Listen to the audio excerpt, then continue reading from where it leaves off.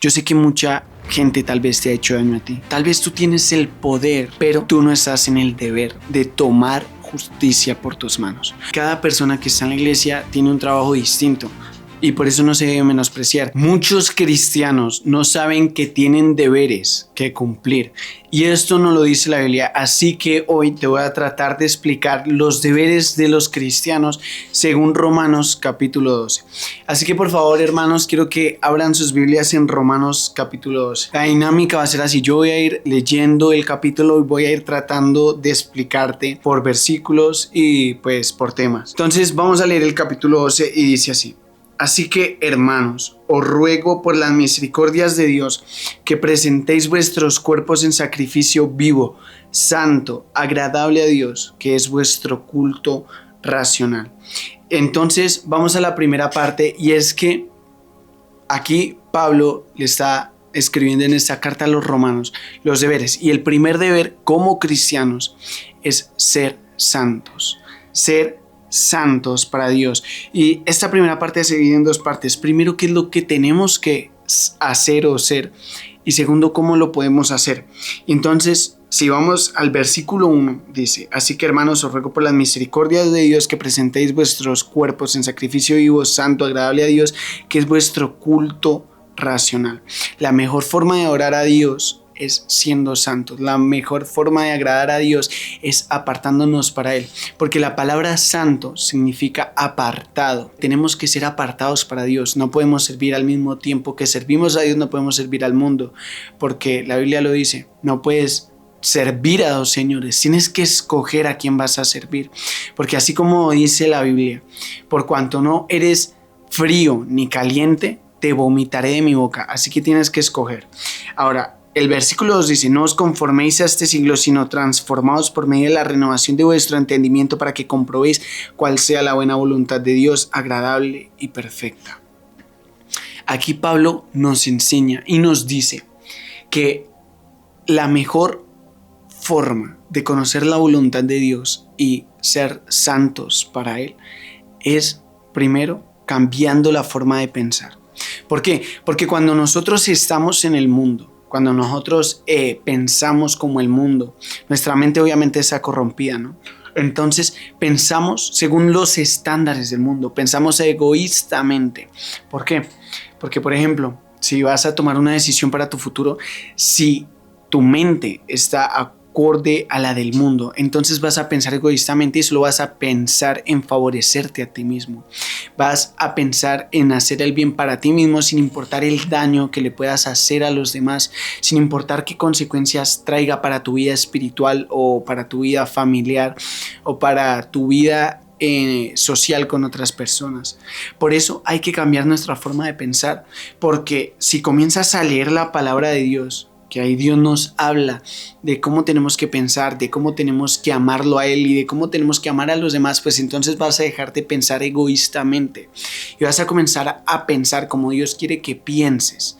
Entonces ya, en vez de pensar solamente para ti mismo, vas a pensar en las demás personas. En vez de pensar solo para el beneficio tuyo, vas a pensar en el beneficio de otras personas a tu alrededor.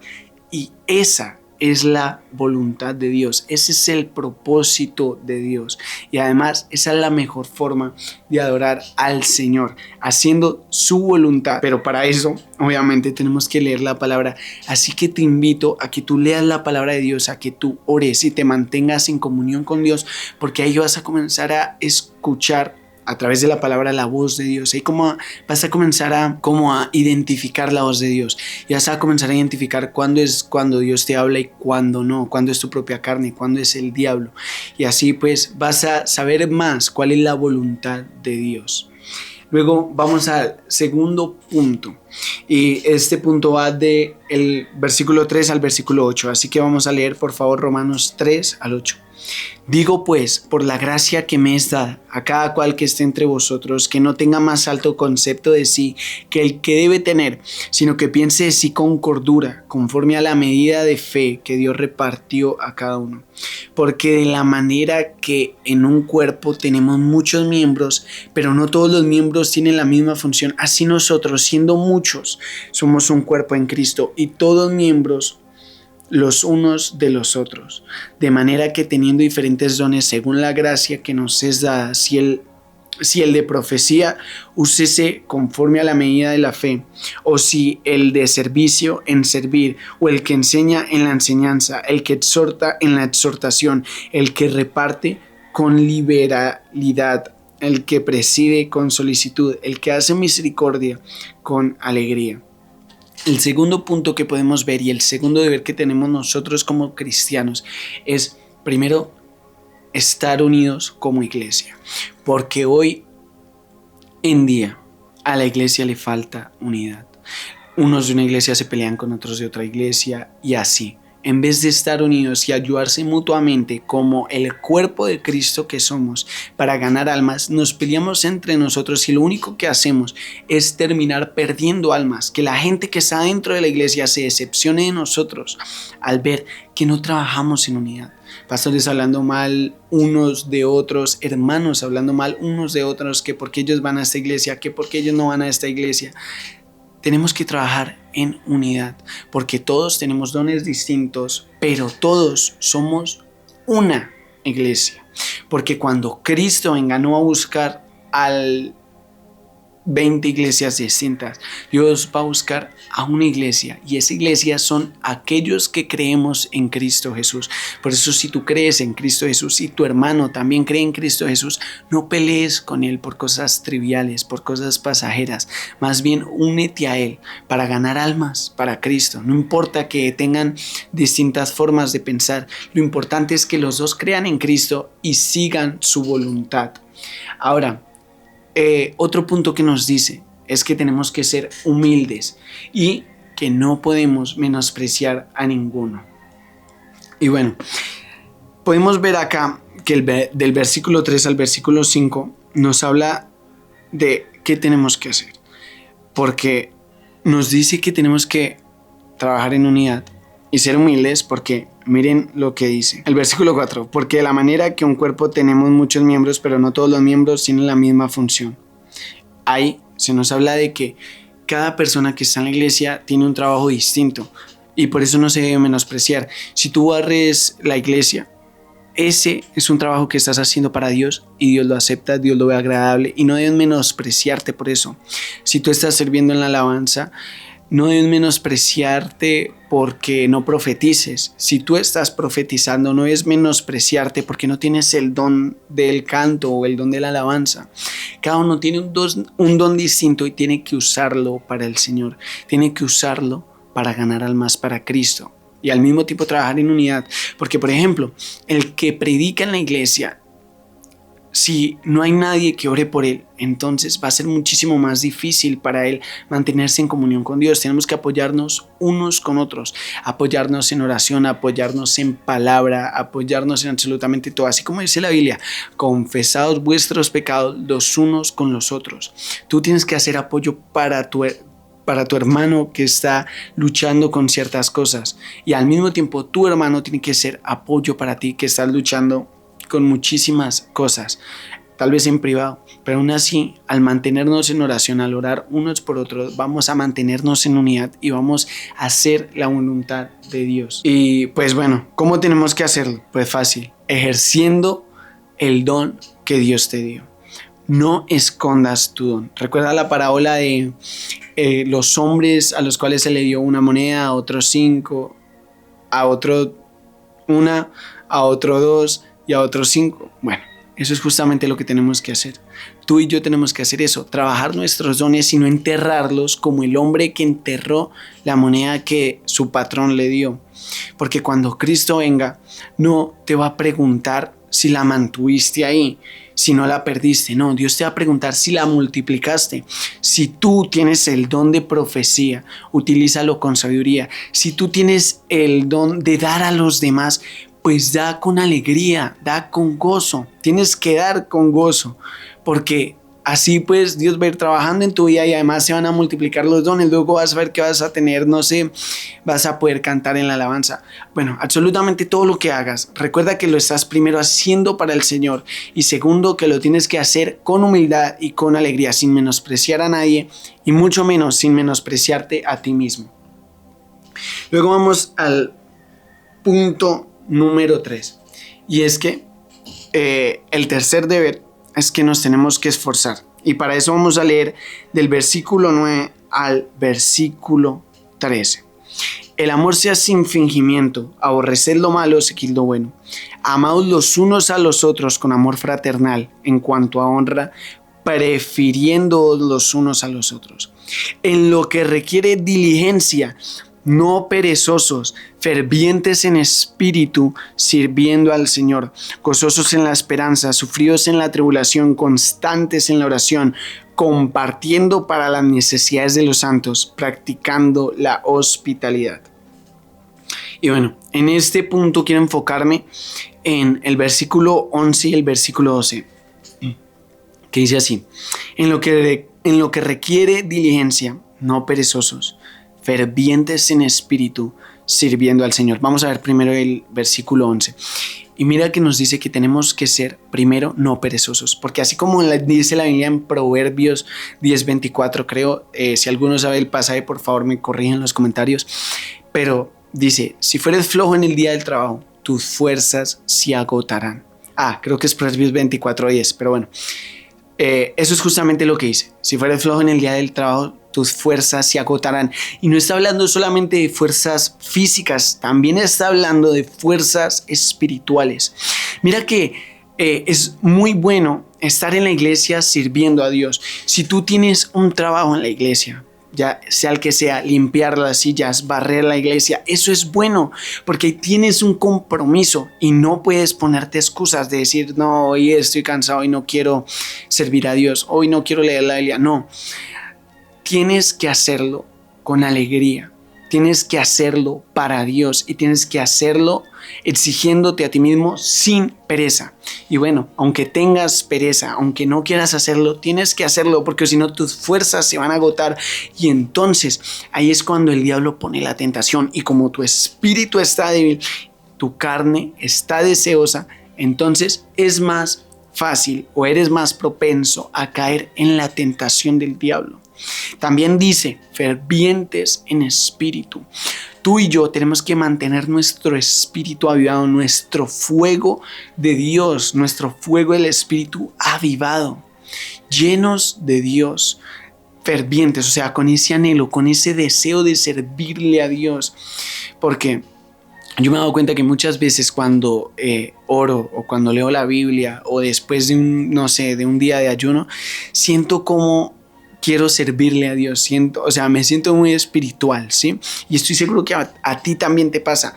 Y luego cuando vienen las tentaciones es fácil sobrepasarlas. ¿Por qué? Porque estamos en comunión con Dios, nuestro espíritu está fuerte y por lo tanto tú y yo tenemos que cada día avivar el fuego del espíritu en nosotros todos los días. No es que hoy leíste la Biblia y mañana vas a descansar de leer la Biblia y de hacer todo eso, no.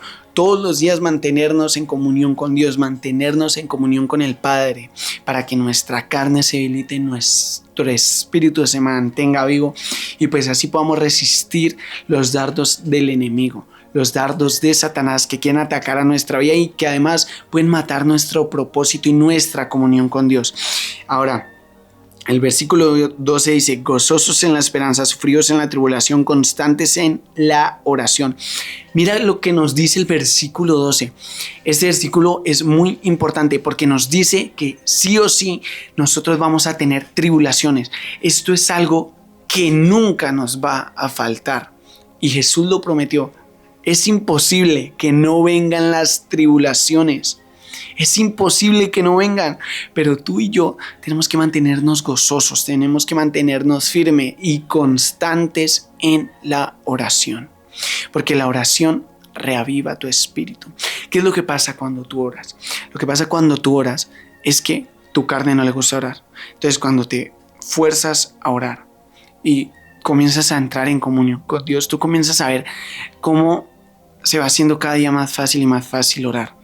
¿Sí? Obviamente siempre va a haber ese grado de dificultad, pero cada día se va haciendo más fácil y tu espíritu se reaviva. Esa comunión con Dios, esa comunión con el Padre es algo que realmente aviva tu espíritu y te mantiene en comunión con Él. Y así no es que la prueba se vaya a hacer más fácil, no, pero cuando tú entras en oración con Dios, vas a tener las fuerzas necesarias, porque la oración nos da fuerzas a nosotros para resistir o mantenernos firmes ante la tribulación, porque estamos en comunión con el Padre. Así que, hermanos, los invito a que se mantengan firmes en la oración. Y además, quiero agregar algo, y es la adoración. Yo, estos días, estas últimas semanas, me he dado cuenta de que una vida de oración y de leer la Biblia sin adoración no es lo mismo, porque de verdad que son momentos en los que pones música y comienzas a orar a Dios, a cantarle a Él, a buscarlo a Él. Son momentos de verdad increíbles que avivan tu vida espiritual, que te ayudan a mantenerte firme, que te ayudan a mantenerte apartado para Dios, o sea, santos. Entonces te invito también a que adores a Jesús cada vez que puedas, cada vez que tengas la oportunidad, cada vez que estés orando o algo. Adora a Dios, adóralo a Él. ¿Por qué? Porque casi siempre, la mayoría de las veces, nosotros cuando oramos entramos para pedirle a Dios: arregla este problema, arregla este otro problema, ayúdame, tan. Pero adorar a Dios es literal dejar todas esas peticiones a un lado y tomar un minuto solamente para agradecerle, para adorarlo, para reconocer que Él es el creador de absolutamente todo y nosotros somos su creación. Y pues es una forma de agradecerle. Y pues claro, la carne queda totalmente debilitada y tu espíritu comienza a avivarse. Y no me voy a cansar de repetirlo, lo que necesitamos es mantenernos fervientes en el espíritu. También tenemos que mirar que en el momento en que oramos es un desahogo. La oración no solamente la hacemos porque Dios quiere hablar con nosotros, sí, pero la oración la hacemos porque tú y yo la necesitamos.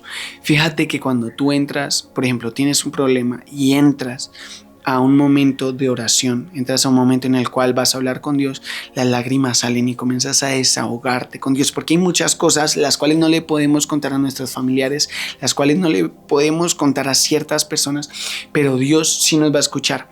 Y Dios es alguien que nos entiende, alguien que nos ayuda y que nos escucha. Ya sé que muchas veces te vas a sentir que estás hablando solo, y eso es lo que quiere que creas. La carne quiere que creas que estás hablando solo y que nadie te escucha, pero eso no es así, porque Dios te está escuchando, Dios te está entendiendo, y ahí tus fuerzas. Mira, quiero que vayamos al monte Getsemaní cuando Jesús estaba orando. Jesús le dijo: Señor, si es posible, pasa de mí esta copa. Pero bueno, vinieron ángeles y le dieron fuerza a Jesús en la tribulación. Aunque tú no te des cuenta, en el momento en el que tú oras, Dios te está dando fuerzas para resistir, para mantenerte firme y para que entiendas que el desierto va a pasar y que en algún momento vas a entrar a la tierra prometida. Simplemente tienes que confiar en Él. Y eso también significa la oración, significa tener confianza en Dios, porque tú le entregas los problemas y comienzas a entender que tú no tienes el control de absolutamente nada y que lo único que puedes hacer es dejarlo en las manos de Cristo. Ahora, vamos al cuarto punto, que este punto va del versículo 14 al versículo 20, así que vamos a leerlo, por favor. Dice: bendecid a los que os persiguen, bendecid y no maldigáis, gozaos con los que se gozan, llorad con los que lloran, unánimes entre vosotros, no altivos, sino asociándoos con los humildes. No seáis sabios en vuestra propia opinión, no paguéis a nadie mal por mal, procurad lo bueno delante de todos los hombres. Si es posible, en cuanto dependa de vosotros, estad en paz con todos los hombres. No os venguéis vosotros mismos, amados míos, sino dejad lugar a la ira de Dios, porque escrito está: mía es la venganza, yo pagaré, dice el Señor. Así que si tu enemigo tuviere hambre, dale de comer; si tuviere sed, dale de beber, pues haciendo esto, ascuas de fuego amontonarás sobre su cabeza. Ok, y pues me quiero enfocar más que todo en el versículo 17 en adelante. Y pues vamos a leerlo, porque del versículo 17 en adelante dice lo siguiente: no paguéis a nadie mal por mal, procurad lo bueno delante de todos los hombres, si es posible en cuanto dependa de vosotros estar en paz con todos los hombres. No os venguéis vosotros mismos, amados míos, sino dejad lugar a la ira de Dios, porque escrito está: mía es la venganza, yo pagaré, dice el Señor. Así que si tu enemigo tuviere hambre, dale de comer, si tuviere sed, dale de beber, pues haciendo esto, ascuas de fuego amontonarás sobre su cabeza. Y el siguiente deber como cristianos que tenemos tú y yo es amar a nuestros enemigos. Y fíjate que no solamente dice que tenemos que amarlos, sino también dice que tenemos que ayudarlos, ayudar a nuestros enemigos, aunque no querramos, aunque no sintamos el deseo de ayudarlos. Pero mira lo que dice el versículo 19: no os venguéis vosotros mismos, amados míos, sino dejad lugar a la ira de Dios, porque escrito está: mía es la venganza. Yo sé que mucha gente tal vez te ha hecho daño a ti, y terriblemente. E incluso tal vez tú tienes el poder de devolverle todo el mal que esa persona te hizo, pero tú no estás en el deber de tomar justicia por tus manos. Tú no estás en el deber de juzgar, tú no estás en el deber de acusar, tú no estás en el deber de señalar a esa persona que tal vez te ha hecho mucho daño. Tú no estás en ninguno de esos deberes. Tu deber es amar y ayudar. ¿Sabes cuál es la única deidad que acusa? Satanás. Así que no le sirvamos a Satanás haciendo eso. No es que vayamos ante la presencia de Dios cada vez que oremos y le digamos: Señor, mira lo que me hizo esta persona. Señor, por favor, acábala. Señor Jesús, mira todo el mal que me hizo, por favor. No. Y mira, te voy a contar una experiencia. Hace unos días yo publiqué un video hablando sobre cierto pecado, y entonces esta persona me contestó en un comentario burlándose de Dios terriblemente, pero verdad, terriblemente, que literal yo sentí muchísima ira. Hablé con mi papá y bueno, decimos borrar el comentario y no ponerle cuidado, porque la Biblia dice: no echéis vuestras perlas a los cerdos. Hay gente que literalmente no va a cambiar, hay gente que literalmente no va a elegir lo bueno antes que lo malo. ¿Y nosotros qué tenemos que hacer? Ignorarlos y orar por ellos. Y mira, mi reacción fue comenzar. Yo estaba orando, estaba hablando con Dios y le estaba diciendo: Señor, literal mis palabras decían: Señor, que le caiga en el infierno a esta persona, que le venga juicio. Mejor dicho, estaba orando hasta para que se muriera. Pero luego mi papá me dijo que nuestro deber como cristianos no es orar para que esa persona le venga todo lo malo. Mi papá me dijo: hay que orar por él para que se arrepienta. Y tú y yo estamos en ese deber, en orar por las personas que nos hacen daño para que se arrepientan, para que encuentren a Cristo. ¿Por qué? Porque Dios dijo, Jesús dijo, le preguntaron: ¿cuál es el mandamiento más sagrado? Y él dijo: amarás a Dios con todo tu corazón, con todas tus fuerzas. Y él dijo: además les doy uno: amarás a tu prójimo como a ti mismo. Ok, y si tú estuvieras perdido en el mundo y supieras que la única esperanza es que alguien te predique para que encuentres la redención en Cristo y no vayas al infierno, tú rogarías para que alguien te predique, ¿sí? Si supieras, ¿no? Ahora, si no supieras, de todos modos, lo mejor que tú podrías tener es que alguien te predicara para que entraras a los brazos de Cristo. Y tal vez esas personas necesitan que alguien les predique, que alguien ore por ellos. Y tal vez tú, aunque esa persona sea tu enemigo número uno, tal vez tú tienes la respuesta a la vida de esa persona, tal vez tú tienes la medicina a la vida de esa persona, y aunque no quieras dársela, tienes que hacerlo. ¿Por qué? Porque Jesús nos mandó a hacerlo. Nuestro ejemplo es Cristo, no la iglesia. Hay muchos pastores que predican sobre vengarnos, hay muchos predicadores que dicen: yo perdono pero no olvido. No, tú tienes que seguir a Cristo. ¿Y Cristo qué dijo? Que tenemos que bendecir a los que nos maldicen, amar a los que nos odian, etc, etc, etc. Y luego, si vamos al versículo 20, que es lo más importante, dice: así que si tu enemigo tuviere hambre, dale de comer, si tuviere sed, dale de beber, pues haciendo esto, ascuas de fuego amontonarás sobre su cabeza. Entonces tenemos que entender algo. No es solamente amar a nuestros enemigos, también tenemos que ayudarlos. Tú tienes el pan de vida. Este es el pan de vida, la palabra de Dios. Y hay mucha gente que tiene hambre. Hay mucha gente que tiene hambre de escuchar la palabra de Dios. Y tú tienes la medicina. Tú tienes eso. Pero en tus manos está. Si quieres dejar morir de hambre a esa persona y que algún día venga el juicio de Dios, o si lo das para que esa persona se arrepienta.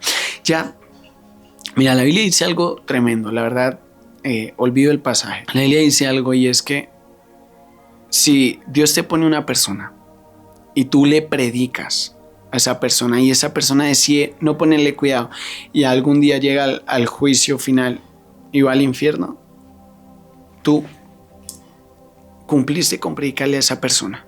Tú cumpliste con tu deber como cristiano. Ahora, si tienes la oportunidad de predicarle a esta persona y no le predicas, luego cuando llegue el día del juicio, tú le darás cuentas a Dios porque tú no hiciste lo que Dios te mandó. Esa persona puede ir al infierno porque tú decidiste guardarte para ti la palabra de Dios. Y ahora vamos al versículo 21, que dice: no seas vencido de lo malo, sino vence con el bien el mal. La clave para cumplir absolutamente todos nuestros deberes como cristianos. Además, en el capítulo 13 sigue dando más deberes de los cristianos, pero eso te lo voy a dejar como tarea para ti. Te invito a que vayas y leas el capítulo 13. Ahora, la clave para cumplir absolutamente todos nuestros deberes como cristianos, para no que sea totalmente perfecto, pero sí para que se nos facilite un poco más, es que venzamos con el bien el mal. Si tienes pensamientos de odio, actúa amando a esa persona.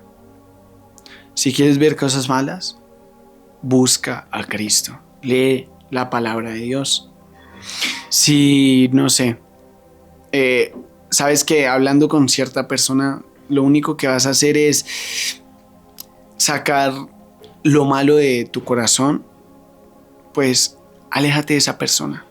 O haz lo que dice la Biblia: la blanda respuesta quita la ira. Así que, hermanos, entendamos que tenemos que cumplir esos deberes como cristianos. No los podemos dejar pasar. No es solamente leer la Biblia, no es solamente orar. No, esos son solamente leyes. Lo que nosotros tenemos que hacer es seguir lo que Jesucristo dijo. Seguir lo que Jesús dijo. Seguir la palabra de Dios. Actuar como cristianos de verdad. Chao, espero que esta palabra haya sido bendición para tu vida. Por favor, suscríbete y dale like.